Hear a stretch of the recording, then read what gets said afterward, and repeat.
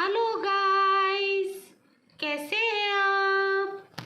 हम तो बहुत अच्छे हैं। आप कैसे हो?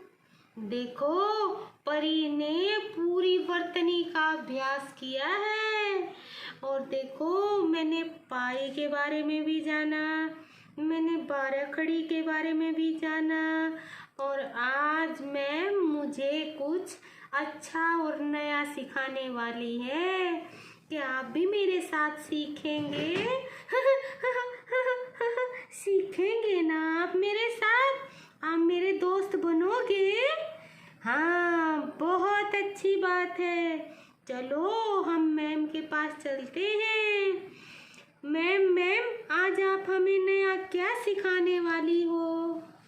वरी बेटा, आज मैं सबसे पहले आपको शब्दों का उच्चारण करना सिखाऊंगी। चलो मैं सिखाती हूँ आपको शब्दों का उच्चारण कैसे किया जाता है। यहाँ पर देखो बेटे, यह है कार्य। कार्य बोलो, कार्य। कार्य। पार्क, यह है पार्क। Drama, drama.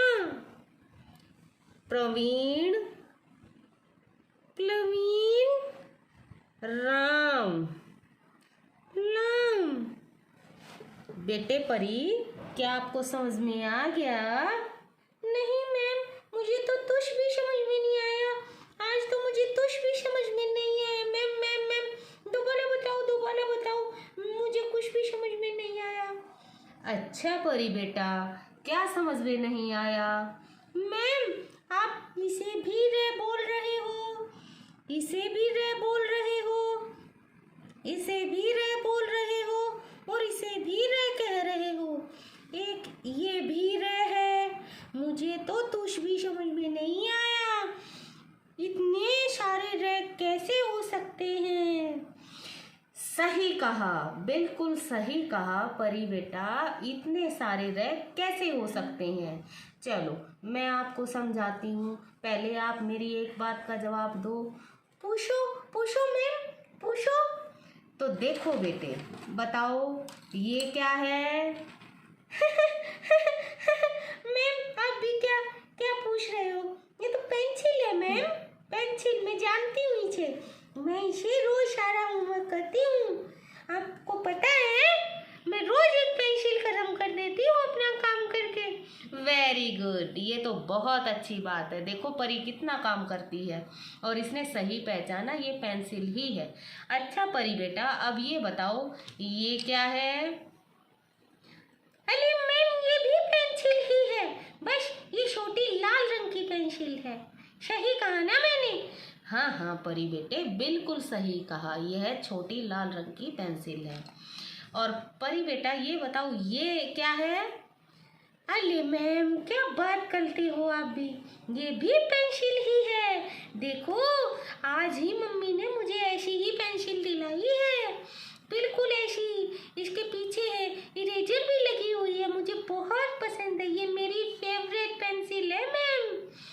ओके परी बेटा, मैं आपको ये समझाना चाहती हूँ कि जिस तरह से इसके रूप और आकार में परिवर्तन होने पर भी इसके अस्तित्व में कोई फर्क नहीं आया, यह है तो पेंसिल ही, उसी तरह से र है। र व्यंजन वर्ण को हम विभिन्न रूपों में देखते हैं। चलिए आज जानते हैं हम कि र हम अपने दैनिक जीवन में वर्तनी का प्रयोग करते हुए कितने प्रकार के र देखते हैं, उनका प्रयोग करते हैं और उसके प्रयोग संबंधी क्या क्या नियम हैं। तो परी बेटा आप यहाँ पर बैठ के समझो, इतना मैं और भी विद्यार्थियों को र का नियम बता देती हूँ। तो देखो बेटे, आज हम करेंगे र के रूप व र के नियम। जैसा कि आप यहाँ पर देख रहे हैं, पहला र जो कि सामान्य र कहलाता है।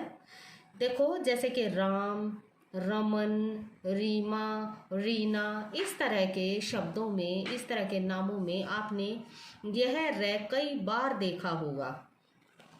तो एक तो यह सामान्य र। दूसरा देखिए र रेफ, इसे हम र रेफ बोलते हैं। इसको दूसरी भाषा में आप यह समझ सकते हो कि र के लिए कुछ चिन्ह निश्चित कर दिए गए हैं कि हम इनके द्वारा भी र को दर्शा सकते हैं। इनमें से कुछ र आधे हैं और कुछ पूरे हैं। यह जो र आपको दिखाई दे रहा है इसे हम र रेफ कहते हैं। यह आधा होता है। आधा मीन्स इसमें स्वर मिला हुआ नहीं होता। तीसरा देखिए, ये जो आपको दिखाई दे रहा है खड़ी पाई और पाई के जो नीचे पैरों में जो लगा हुआ है, इसीलिए इसका नाम है र पदेन। पदेन मीन्स पैर में लगा हुआ, पद में लगा हुआ। और यह पूरा होता है। पूरा मीन्स इसके अंदर स्वर मिला हुआ है। और यहाँ पर चौथा रे जो आप दिखाई दे रहे हैं, दिखाई दे रहा है आपको, यह है त्रिकोणीय एक तिरछा सा जो चिन्ह दिखाई दे रहा है, इसको भी रैपदेन बोलते हैं। और कुछ खास परिस्थितियों में इसका भी प्रयोग आपको देखने को मिलेगा। यह भी पूरा ही होता है। अर्थात अगर हम इसे कहना चाहें तो जो हम सामान्य र देखते हैं तो इसके टुकड़े होंगे र अ। सामान्य र के टुकड़े इस प्रकार से होंगे। और र रेफ के टुकड़े जबकि इसमें स्वर मिला हुआ नहीं है तो हम इसको जो है अपनी वर्तनी में इस प्रकार से प्रयोग करेंगे। और पदेन जो कि पूरा है इसको हम जो है इस तरह से यूज करेंगे र, और इसमें अ स्वर का मिलन है। यहाँ पर देखिए ये भी जो है पदेन है और इसमें भी स्वर मिला हुआ होता है। यानी वर्ण विच्छेद के दौरान हम जो है र का प्रयोग इस प्रकार से करेंगे। चलिए जानते हैं हम इसके नियमों के विषय में।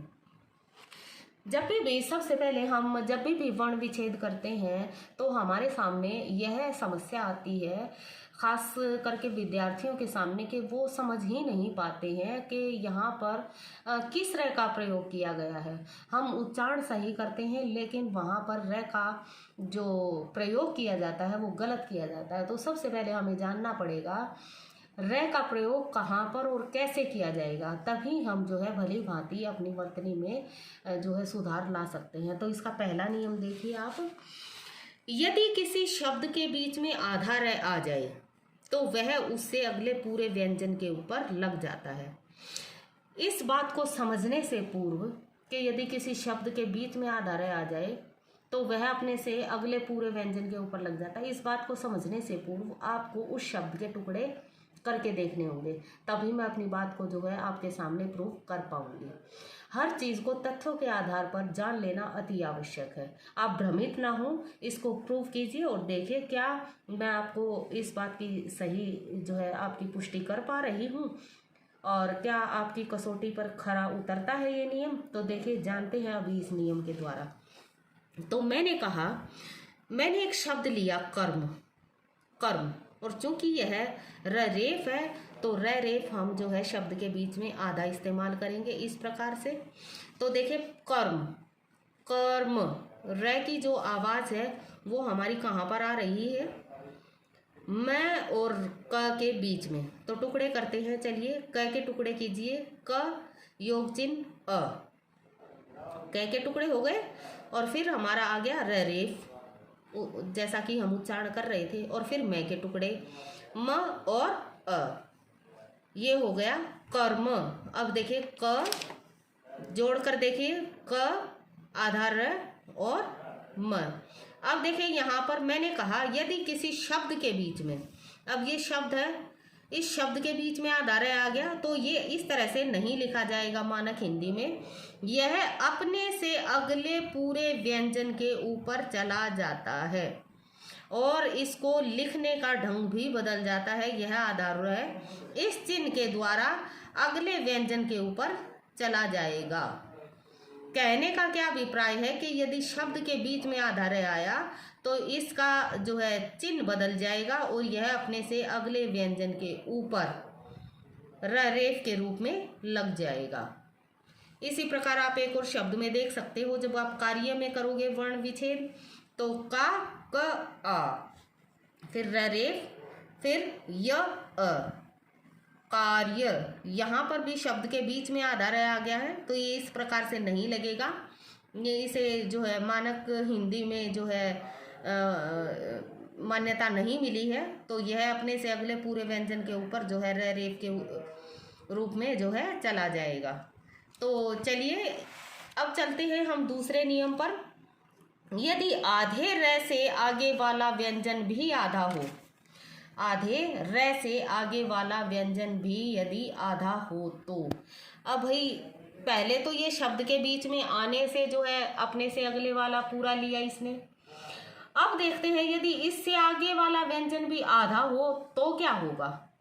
तो जानते हैं इस विषय में हमारा जो अगला नियम है इसी विषय पर आधारित है कि यदि जहाँ पर आधा रह आया है शब्द के बीच में और उससे अगले वाला व्यंजन भी आधा है तो क्या होगा। तो जानते हैं, देखिए यदि आधे रह से आगे वाला व्यंजन भी आधा हो तो वह उससे भी अगले पूरे व्यंजन के ऊपर चला जाता है, जैसे पार्श्व, सामर्थ्य, अर्ध आदि। तो देखिए पार्श्व में, पार्श्व, अब इसकी र की जो आवाज आ रही है आपको यहाँ पर पा के बाद आ रही है। तो देखिए इसके टुकड़े करके देखते हैं। पहले पा के टुकड़े कीजिए, प आ, फिर आधा र, आधा श और फिर व के टुकड़े व अ। जोड़ते हैं, चलिए, पा, आधा र, आधा श और व। अब इसी नियम को जो है इस पर जो है हम देखते हैं कि इस नियम के अनुसार जो है हमारी शर्तें पूरी हो पाती हैं या नहीं। तो देखिए मैंने कहा जोड़ने के पश्चात आप देखते हो जो आधा र है उसके बाद वाला व्यंजन भी आधा ही है, आधे र के बाद भी आधा व्यंजन ही है।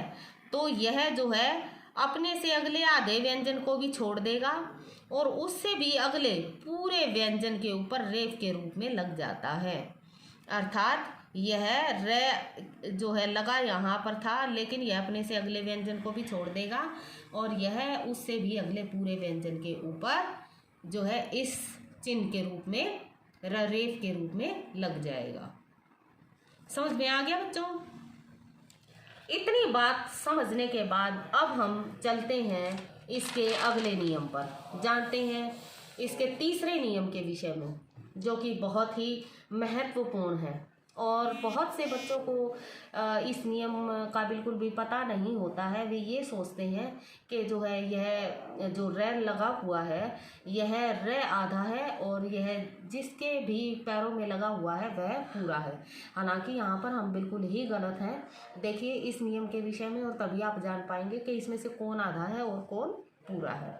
यह समझने का विषय है। देखिए हलंत सहित व्यंजन के बाद, हलंत सहित यानी आधे व्यंजन के बाद, शब्द में किसी आधे व्यंजन के बाद यदि पूरा र आ जाए तो र उस आधे व्यंजन के पैरों में लग जाता है, जैसे प्रदीप, प्रदीप, प्रेरणा, प्रीत आदि। देखिए हम करके दिखाते हैं और इस नियम के अकॉर्डिंग जो है अपने इस शब्द को देखते हैं कि क्या यह नियम इस नियम के अनुसार सही है या नहीं है। तो देखिए पहला, अब मैंने कहा था यह र पूरा होता है अर्थात इसमें स्वर मिला होता है। तो देखिए यहाँ पर प आधा है और र पूरा है। तो ये देखिए र पूरा है, यहाँ पर प आधा है, हलंत किया हुआ है और यहाँ पर द के साथ बड़ी ई का प्रयोग किया गया है अर्थात हमने टुकड़े जब किए तो बड़ी ई का प्रयोग किया और प के टुकड़े ये हो गए प योग चिन्ह अ। तो देखिए क्या बना, ये आधा प और पूरा र हो गया दीप।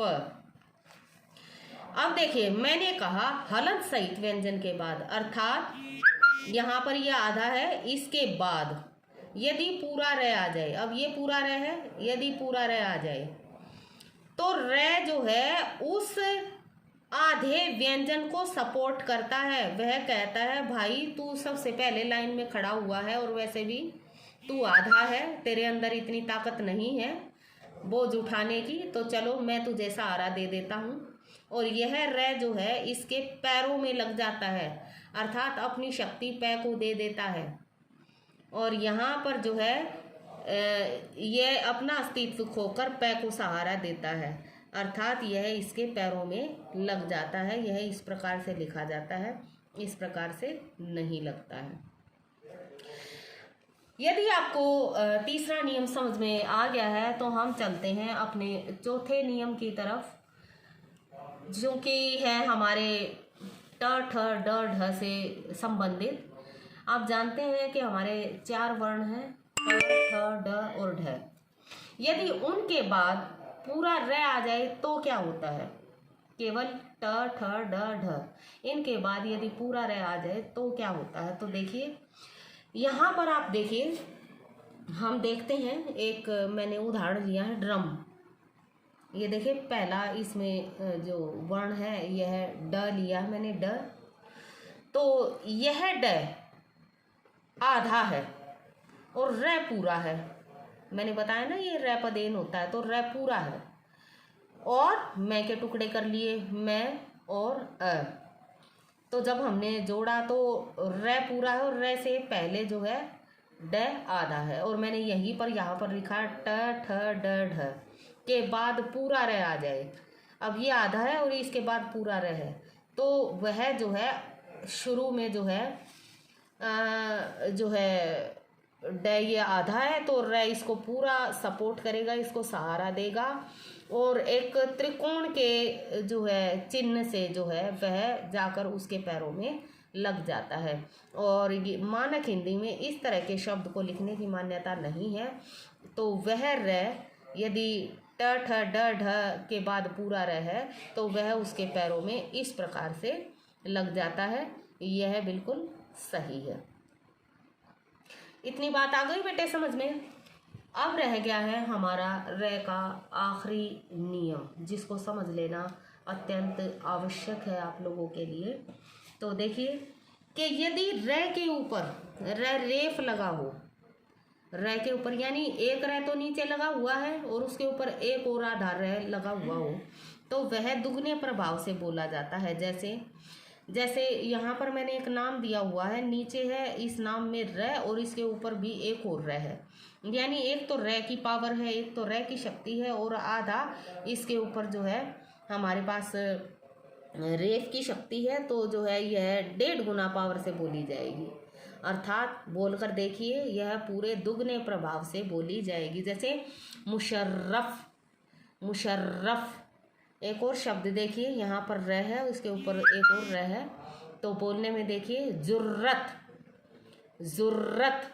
तो जो है यहाँ पर आप देख सकते हैं कि हमने कितने ही जो है कितने 1 2 3 4 5 र संबंधी नियमों के विषय में पढ़ा और जो है जाना। और इससे संबंधित जो है अगर आपको कोई भी समस्या है तो आप मुझसे जो है तुरंत पूछ सकते हैं। आपके स्क्रीन पे मैंने जो है इसकी प्रतियां भी भेजी हैं, तो आपको यदि कोई समस्या है तो आप मुझसे तुरंत पूछिए। तो परी बेटा, आपको क्या ये समझ में आ गया? आज जो मैंने र के नियम और र के रूप बताए, क्या आपको समझ में आ गया? हाँ हाँ मैम, मुझे तो सब समझ में आ गया। दोस्तों, क्या आपको समझ में आ गया? यदि इससे संबंधित कुछ भी समस्या है तो मैं परी मुझसे आकर पूछ सकते हो, मैं इसके बारे में सारा जान गई हूँ। तो गाइस देखो, जैसे परी र के नियम और उसके विभिन्न रूपों के विषय में जान गई है, मैं आशा करती हूँ कि आप भी जान गए होंगे। यदि इससे संबंधित आपके पास कोई समस्या या सुझाव है तो जो है आप मुझसे पूछ सकते हैं। तो कल तक के लिए शुभ दिन बेटा, बाय बाय।